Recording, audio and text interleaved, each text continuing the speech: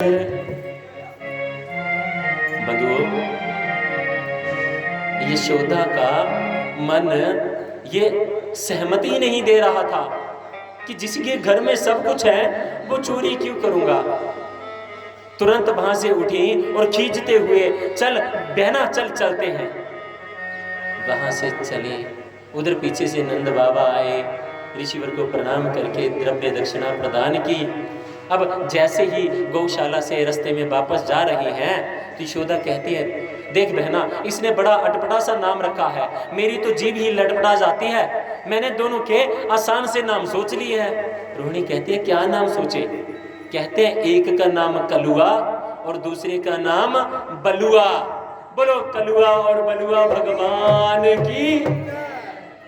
नाम लेने में भी आसान हो गया। बंधुओं, इसके बाद क्या हुआ? भगवान जब घुटनों के बल चलने लगे तो अनेकों बाल लीलाएं करते हैं। एक बार क्या हुआ, मैया घर से बाहर गई। अब माखन चुराने के लिए गए और चुरा रहे थे माखन मटकी, और उसके सामने एक शीशा लगा हुआ था। बोलो बांके बिहारी लाल की जय, कृष्ण कन्हैया लाल की जय। मनेव मनुष्य नाम कारण बंधन मोक्ष है। हे अर्जुन, मनुष्य का मन ही उसके मोक्ष और बंधन का कारण है। अगर कथा में बैठे बैठे भी मन बाहर जा रहा है ना, तो वो निश्चय ही मनुष्य को बंधन में बांध देगा। और कथा में बैठे हुए एक एक शब्द के ऊपर ध्यान जा रहा है तो उसकी मुक्ति को तो देवता भी नहीं रोक सकते। बोलो बंके बिहारी लाल की जय। अब जैसे ही मटकी से माखन चुराने लगे तो सामने शीशा लगा है। माखन चुराया और मुख में डाला और खाया। 2-3 कोर खा लिए। जब चौथा कोर खाने लगे, अचानक नजर शीशे पर पड़ी।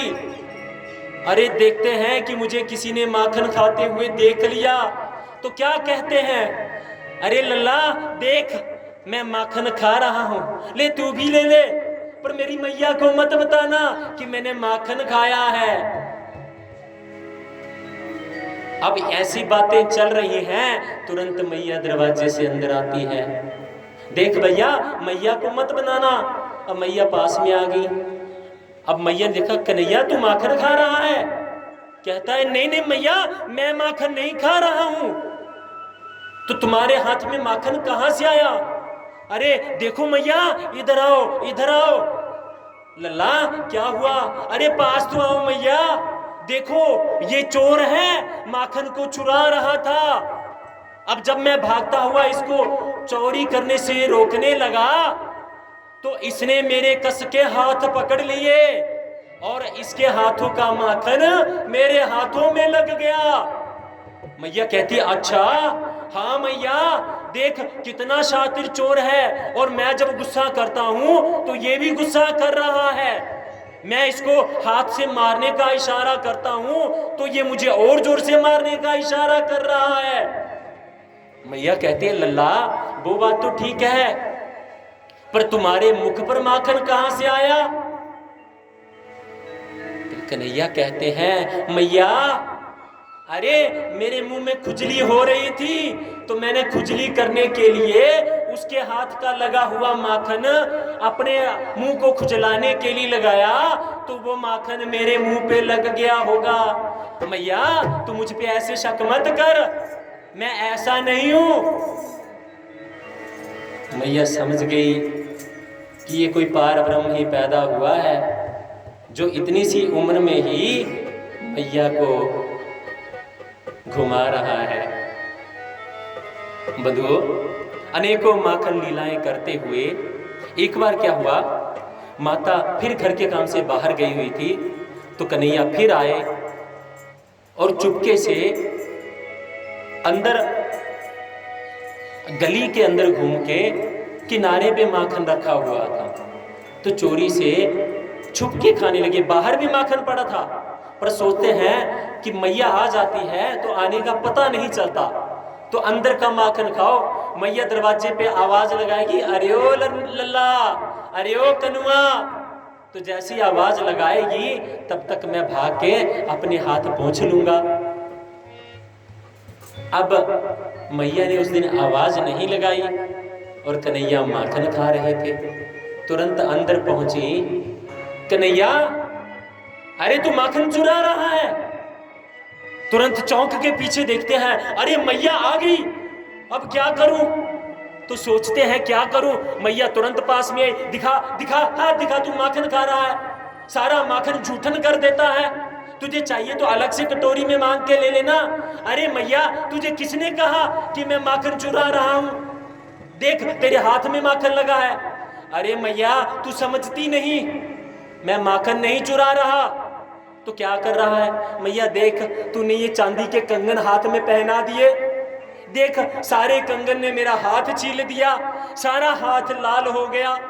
अब मैया जब तुझे कहीं चोट लगती है तो माखन लगाती है ना, ऐसे ही मैं माखन लगा रहा था।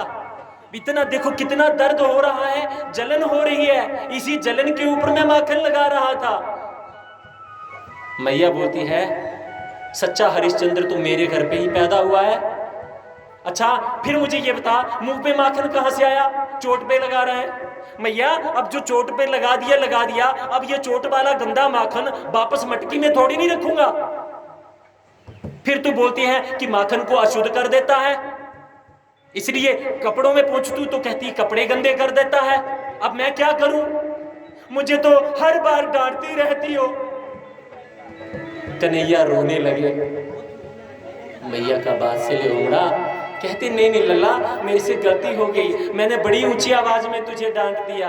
नहीं नहीं तू सही है, कोई बात नहीं, हाँ होता जाता है, माखन यहाँ लगा है, तूने फिर देखा इसको कहाँ पहुंचू, कपड़े खराब होंगे तो तूने खा लिया।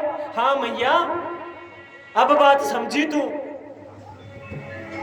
ऐसी ऐसी लीलाएं भगवान करते हैं। बंधुओं एक बार की बात है, मैया ने दोनों बालकों का बड़ा सुंदर श्रृंगार किया और उनको बिस्तर पर बिठाया और किसी सखी के घर में कोई कार्यक्रम था, वहां पर चली गई और उनको बोला घर से बाहर मत निकलना। लेकिन दोनों कहां मानने वाले।